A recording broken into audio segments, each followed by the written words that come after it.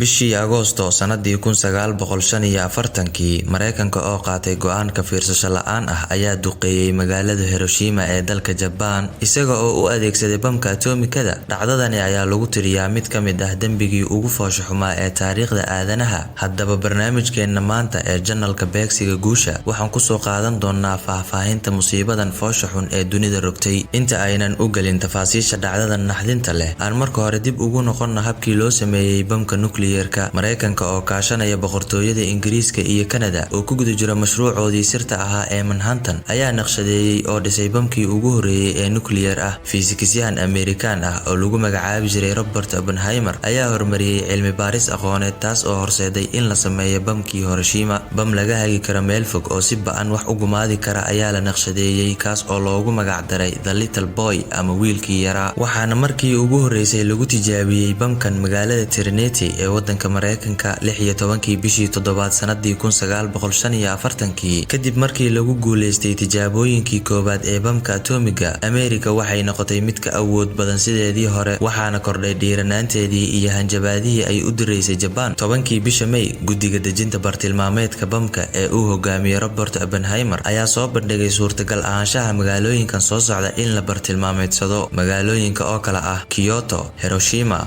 Yokohama iyo Kokora. Xulashada bartilmaameedka ayaa lagu saleeyay in duqeyntu keento khasaare dhab ah oo weyn. Ugu dambeyntii magaalada Hiroshima ayaa la doortay.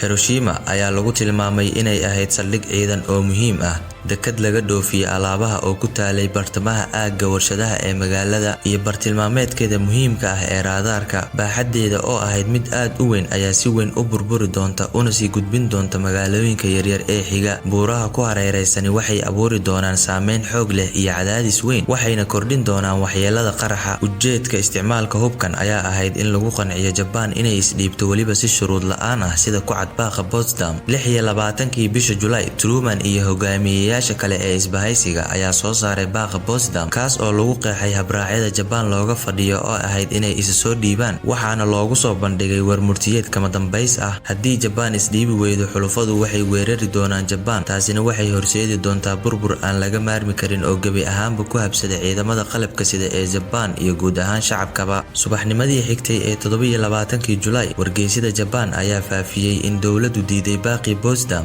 kadib markii ra'iisul wasaaraha Japan diiday iskana indhatiray baaqa Potsdam. Sidoo kale boqor Hirohito ma uusan isku dayin inuu bedelo go'aankii dowladda. 31 Julaay, boqorka ayaa u sheegay la taliyihiisii Kawatsukedo in la difaaco boqortooyada Japan wax walba oo ay qaadato uunan aqbali doonin in uu isdhiibo. Dhammaadkii bisha Julaay, Truman oo ahaa madaxweynihii xukumayay Ameerika xilligaas ayaa qaatay go'aankiisii ugu dambeeyay ee ahaa in uu ku duulo Japan, weliba isagoo adeegsanaya atomic bomb. Wuxuuna Truman ku dhawaaqay in uu doonayo in uu amro weerarka isagoo marmarsiyo ka dhiganaya in uu si degdeg ah dagaalkan ku soo afjarayo, iyagoo qalalaase iyo baqdin ku beeraya dadka reer Japan, kadibna ku qasbaya in dowladoodu isdhiibto maadaama ay Japan diiday bayaankii hore loogula wadaagay ee ahaa inay isdhiibto. Iyadoo la raacayo amarka fulinta ee uu soo saaray madaxweyne Harry Truman, Mareykanku waxa uu hubkiisa ugu magac daray wiilkii yaraa ku riday magaalada Hiroshima maalin Isniin ah kuna beegan 6 Agoosto sanadii 1945, taasoo sababtay dhimashada 140,000 oo qof ah. Waxaana dhacay mid ka mid ah musiibooyinkii ugu weynaa ee taariikhda aadanaha lagu xuso. Balse aan in yar dib ugu laabanno sida uu jawigu ahaa saacado uun ka hor inta aysan musiibadu dhicin. Xilligaas Hiroshima waxay ahayd magaalo deganaansho ku naaloonaysa, waxaanay lahayd muhiimad warshadeed iyo mid ciidanba, waxayna ka koobnayd tiro xeryo ciidan ah. Maadaama Hiroshima ahayd saldhig saadka ciidanka ee Japan, sidoo kale waxay ahayd xarun isgaarsiin oo aag u ah ciidamada Japan.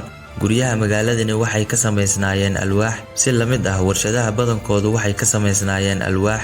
Sidaas darteed magaalada dhammaanteed waxay si dhaqso ah isku gaarsiin kartaa dabka. Kooxdii diyaaradaha waxay ka soo kici tameen saldhigga ciidanka cirka ee waqooyiga jasiiradda Tinian, waxaana kaxeynayay diyaaradda taliyaha guutada 509 Colonel Paul Tins.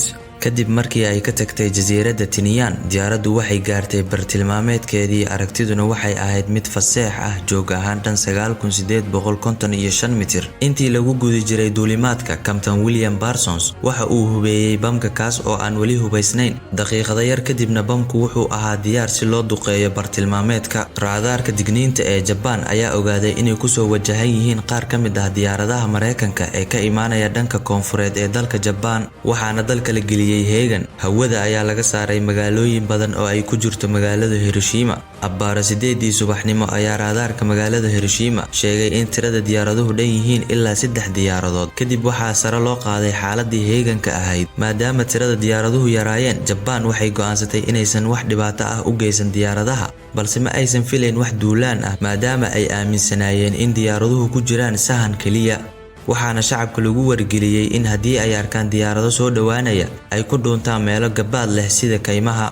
Bamkan ayaa la riday 8:15 sida qorshuhu ahaa, wuxuuna qaatay 57 ilbiriqsi si uu u gaaro joogii uu ku qarxi lahaa, taas oo qiyaastii 600 oo mitir ka sarreysa magaalada. Bamku wuxuu ka leexday bartii loogu talagalay ku dhawaad 240 mitir dabaylo lid ku ah awgeed, wuxuuna ku habsaday isbitaal qalliin oo lagu magacaabi jiray Shima. Tani waxay sababtay qarax u dhigma ilaa 13 kilonewton oo TNT ah, halka wareegtada burburku gaaray ilaa 1.6 kilomitir. Dabku wuxuu ku faafay 10 kilomitir 3 jibaaran, halka Hiroshima ay lumisay 70% guryaheedii xilligaas. Waxaa isla markiiba dhintay tiro u dhaxaysay 80,000 ilaa 130,000 oo u dhigma 30% dadka reer Hiroshima. Waxaa dhaawacmay 70,000, sidoo kale waxaa dhintay ama dhaawacmay ku dhawaad 90% dhaqaatiirtii magaalada iyo 95% kalkaalisooyinkii. Kadib waxaa la xaqiijiyay in guud ahaan 140,000 oo qof ah dhinteen. Inkastoo Mareykanku ku daadiyay waraaqado digniino ah magaalooyin kale oo ka tirsan Japan, weli ma uunan u digin dadka reer Hiroshima. Arrinka kale oo lala yaabo ayaa ah